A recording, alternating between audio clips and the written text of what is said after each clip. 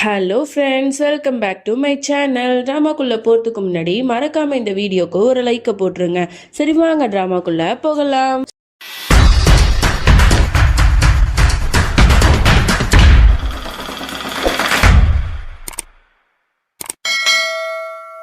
மௌலியை தான் காட்டுறாங்க. இங்க மௌலி பெட்ல படுத்திருக்கா. அவ பக்கத்துல குணாலும் அவ மேல கைய போட்டுட்டு நல்லா படுத்து தூங்கிட்டு இருக்கான். அவளுக்கு ரொம்பவே டென்ஷனா இருக்கு.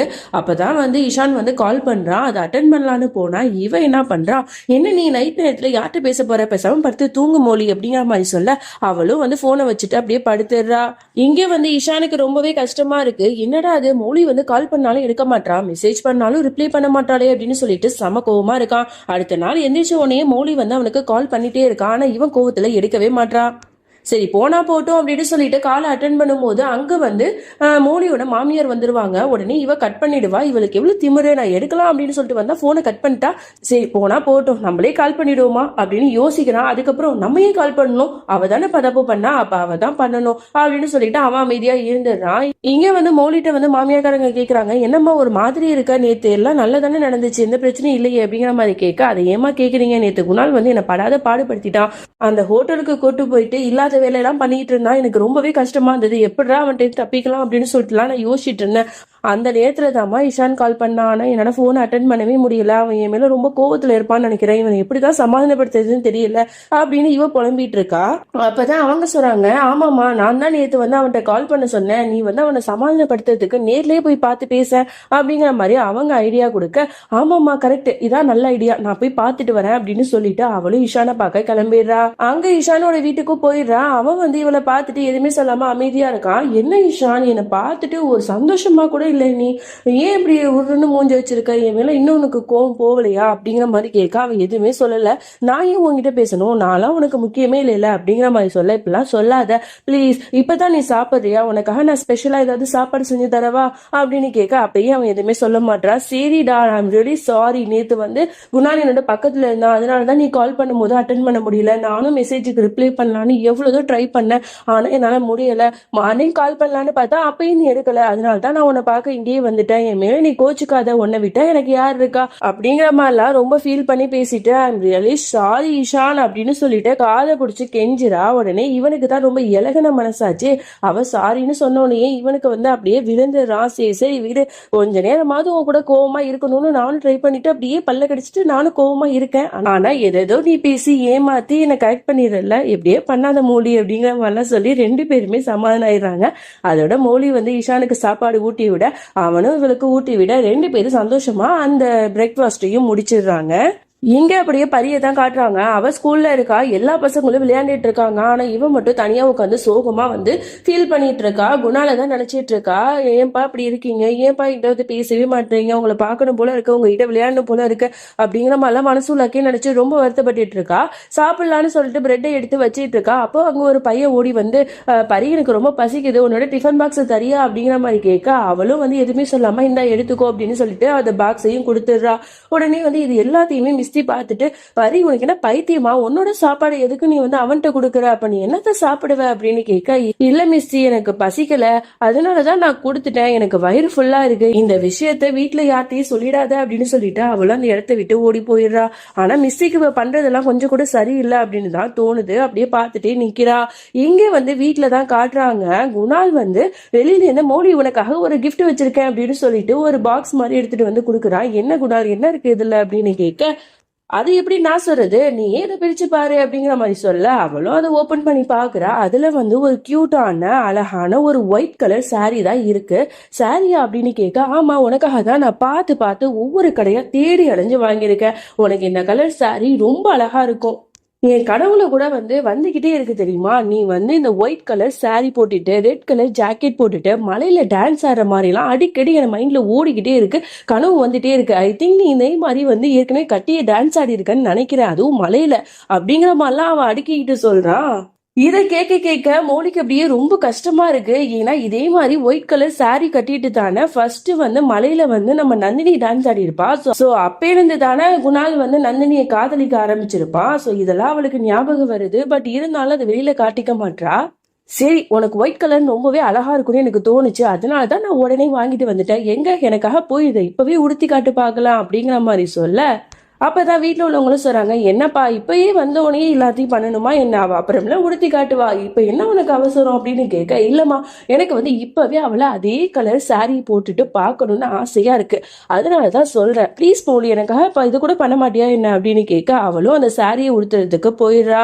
இங்க குணாலும் வந்து அவளுக்காக வெயிட் பண்ணிட்டு இருக்கான், எப்ப வந்து அவ வருவா அவளை பார்க்கணுமே அப்படின்னு சொல்லிட்டு அவளும் அழகா அந்த சாரியை கட்டிட்டு அப்படியே தேவதை மாதிரி நடந்து வரா. நம்மளோட குணாலும் அவளை மெய் மறந்து அப்படியே ரசிச்சு பார்த்துட்டு நிக்கிறா. மோடி பார்க்க எவ்வளவு அழகா இருக்கு தெரியுமா, அந்த தேவதையே கீழே இறங்கி வந்த மாதிரி இருந்துச்சு, உனக்கு இந்த சாரி ரொம்பவே நல்லா இருக்கு, ஆனா என் மைண்ட்ல ஏதோ ஒன்று ஓடிக்கிட்டே இருக்கு, ஆனா நீ மலையில டான்ஸ் ஆடும் போது வேற வந்து பிளவுஸ் போட்டிருந்த மாதிரி இருக்கு, ரெட் கலர் அந்த மாதிரி ஏதாவது நீ மேட்ச் பண்ணி போட்டு வந்திருக்கலாம்ல அப்படிங்கிற மாதிரி அந்த மலையில நனைஞ்சிட்டு ஆன நந்தினியை பத்தியே பேசிட்டு இருக்கா. ஆனா அது வந்து நந்தினிங்கிறது இவனுக்கு தெரியல, அது மோலி தான் அந்த மாதிரி டான்ஸ் ஆடி இருக்காங்கிற மாதிரியே அவன் நினைச்சிட்டு பேசிக்கிட்டே இருக்கான். இதெல்லாம் கேட்க கேட்க மோலிக்கு அப்படியே கண்ணெல்லாம் கலங்குது. நீ என்னடா பேசிட்டு இருக்க அப்படிங்கிற மாதிரி அம்மாக்காரங்களும் கேட்க, இல்லம்மா அந்த சாரியை போட்டு மோலி டான்ஸ் ஆனா ஆனா அது வேற மாதிரி இருக்கு, இது வேற மாதிரி இருக்கு, அதான் எனக்கு குழப்பமா இருக்கு. அப்ப அந்த மலையில நனைஞ்சிட்டு டான்ஸ் ஆனது யாருமா, அடிக்கடி மைண்ட்ல ஓடிக்கிட்டே இருக்குமா அப்படிங்கிற மாதிரி சொல்லிக்கிட்டு அப்படியே மயக்க வர மாதிரி அவனுக்கு வந்துருது ரொம்ப யோசிச்சதுனால.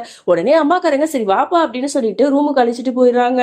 இங்க வந்து மோலிக்கு ரொம்ப கஷ்டமா இருக்கு, அப்படியே ஒரு மாதிரி அழுதுட்டு சில மாதிரி நிக்கிறா. அப்பதான் மாமியாக்காரங்க வராங்க, என்னம்மா என்னாச்சு ஏன் ஒரு மாதிரி இருக்கு அப்படிங்கிற மாதிரி சொல்ல, அப்பதான் அவ சொல்றா, அம்மா எனக்கு என்ன பண்றதுனே தெரியல, ஏன் என் லைஃப் மட்டும் இப்படி இருக்கு, எனக்கு மட்டும் ஏன் இவ்வளவு கஷ்டம் எல்லாம் நடக்குது, அவன் யாரை பத்தி பேசிக்கிட்டு இருக்கான்னு உங்களுக்கு தெரியுதா, அவன் நந்தினியை பத்தி தாமா பேசுறான், இது எப்படிமா உங்களுக்கு தெரியாம போச்சு, அவன் ஃபர்ஸ்ட் டைம் மலையில வந்து நந்தினி வந்து டான்ஸ் ஆன அந்த ஒரு மூமெண்ட்டை தான் யோசிச்சுட்டு இருக்கான், அவன் வந்து என்னோட உருவத்துல அவன் நந்தினியை தாமா பாக்குறான், ஏமா அவன் என்ன இப்படி டார்ச்சர் பண்றான், நானா வந்து அவன் கூட திரும்ப வாழணும்னு ஆசைப்பட்டேன், நான் அவனுக்கு டிவோர்ஸ் கொடுத்துட்டு என்னோட பிள்ளையோட நான் சந்தோஷமா தானே வாழ்ந்துட்டு இருக்கேன், இப்ப ஏன் கூட தேவையில்லாம வந்து மறுபடியும் அவன் எனக்கு துரோகம் பண்ணதெல்லாம் எனக்கு ஞாபகப்படுத்துறான், இப்ப மறுபடியுமே நந்தினிய மைண்ட்ல வச்சுக்கிட்டு அவள மாதிரியே எனக்கு கற்பனை பண்ணி என்ன இன்னும் கொஞ்சம் கில்ட்டியா ஃபீல் பண்ண வைக்கிறான், இப்ப கூட பாருங்க அந்த நந்தினியை தான் அவன் நினைச்சுக்கிட்டு இருக்கான், என்னோட உருவத்துல அவன் நந்தினியை தாமா பாக்குறான், என்ன பாக்கலாமா அப்படிங்கிற மாதிரிலாம் சொல்லி ரொம்ப வருத்தப்பட்டு அழுதுட்டு இருக்கா.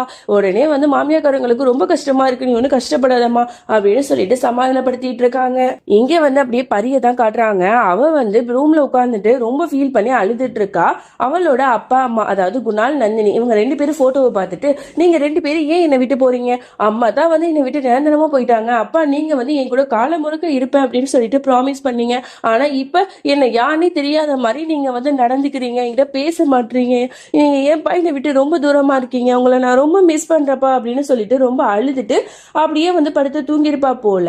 எங்க வந்து அப்படியே இஷான்ட்ட வந்து மிஸ்டி எல்லா விஷயத்தையும் சொல்லிட்டு இருக்கா, அப்பா உங்களுக்கு தெரியுமா இந்த மாதிரி ஸ்கூல்ல பரி வந்து நல்லா சாப்பிடவே இல்லை, அவளோட சாப்பாடை வேற ஒரு பையன்ட்ட கொடுத்துட்டா அப்படிங்கிற மாதிரி சொல்ல, என்ன சொல்ற அப்படிங்கிற மாதிரி அவனு கேட்டுட்டு பரியோட ரூமுக்கு போய் பாக்குறான். அங்க பார்த்தா அவ வந்து தூங்கிட்டு இருக்கா, அவளோட தலையை தொட்டு பார்த்தா அப்படி நெருப்பா கொதிக்குது, என்னது இது பரிக்கு வந்து ரொம்ப ஃபீவரா இருக்கு, இவன் ரொம்ப ஜொரம் அடிக்குது, இப்ப என்ன பண்றது, டாக்டர்கிட்ட போய் கூப்பிடலாமா அப்படின்னு சொல்லிட்டு அவனு எந்திரிச்சு போறா. அப்ப சொல்றா, இல்ல நீங்க டாக்டர் எல்லாம் கூப்பிடாதீங்க, என்னோட அப்பாவை நான் பார்க்கணும், அவரை நான் ரொம்பவே மிஸ் பண்றேன், அவரை மட்டும் நான் பார்த்தேன்னா நான் சரியாயிடுவேன் அப்படிங்கிற மாதிரிலாம் அவ சொல்ல, அவனுக்கு என்ன பண்றதுன்னே தெரியல. சரிம்மா உன்னோட அப்பாவை நான் மீட் பண்ண வைக்கிறேன் அப்படின்னு சொல்லிட்டு உடனே வந்து ஹாஸ்பிட்டல்ல வந்து டாக்டருக்கு ஃபோன் பண்ணலான்னு இருக்கிறான். டாக்டர்ஸும் யாரும் இப்ப நைட் நேரத்துல இல்ல அப்படிங்கிற மாதிரி சொன்ன உடனே இப்ப வேற வழியே இல்ல, குணாலை பார்க்கறதுக்கு குணாலோட வீட்டுக்கு தான் போகணும் அப்படின்னு சொல்லிட்டு முடிவும் பண்ணிடுறான்.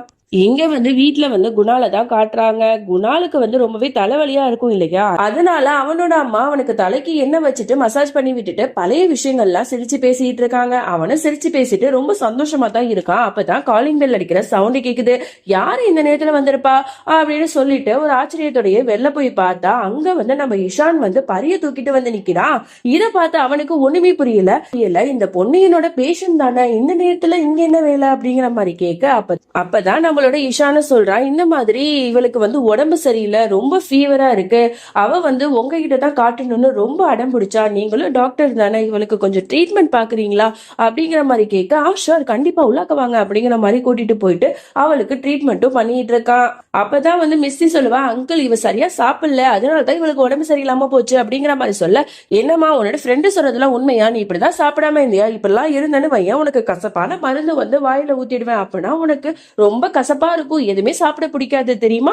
அது மட்டும் இல்ல, நான் உனக்கு ஊசி வேற போட்டுருவேன் அப்படிங்கிற மாதிரிலாம் பயமுறுத்துறான். அப்பா எனக்கு வேணாம், எனக்கு ரொம்ப வந்து பயமா இருக்கும், இப்பெல்லாம் பண்ணாதீங்கப்பா அப்படிங்கிற மாதிரி சொல்லிடுறா. என்ன அப்பாவா அப்படிங்கிற மாதிரியே இவனும் பார்த்துட்டு இருக்கான்.